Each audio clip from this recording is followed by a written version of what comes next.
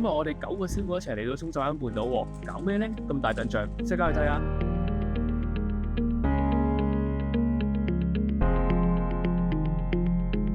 其實咧，我哋今日咧同時之間接到2位業主嘅 order 啦，處理2個單位嘅全屋鋁窗維修，咁都係更換翻一啲老化嘅配件啦，同埋防水嘅工程。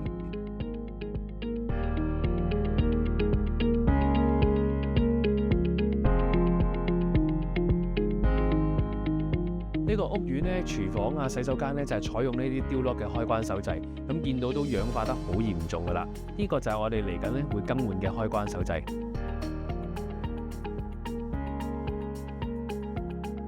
清水灣半島嘅單位咧，一般咧有2款嘅開關手掣嘅，咁而其中一款咧就係多點鎖嘅開關手掣啦。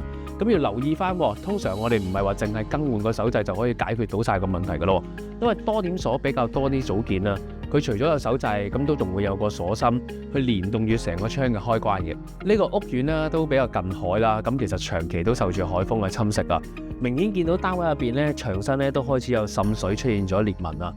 咁而我哋師傅咧都喺後面幫佢處理緊一個防水嘅工程啦。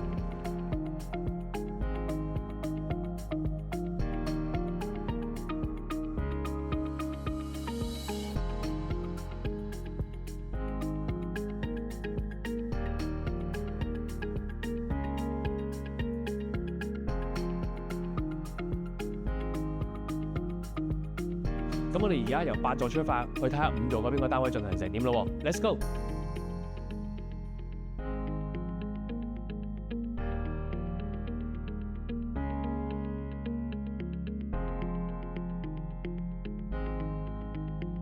窗架都換好晒咯喎，已經咁啊，都處理緊一啲玻璃膠嘅工程啊。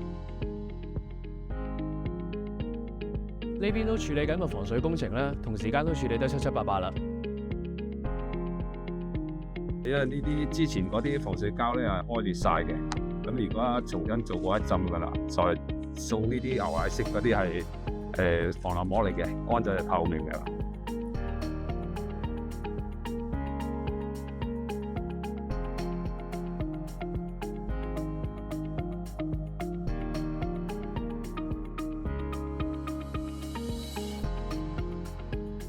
原先係唔知有滲水嘅，不過頭先咧你哋啲同事上嚟真係做工程嘅時候咧，喺嗰個主人房嗰個床後邊咧移開咗張床，就睇到原來嗰度就有一笪好大嘅滲水。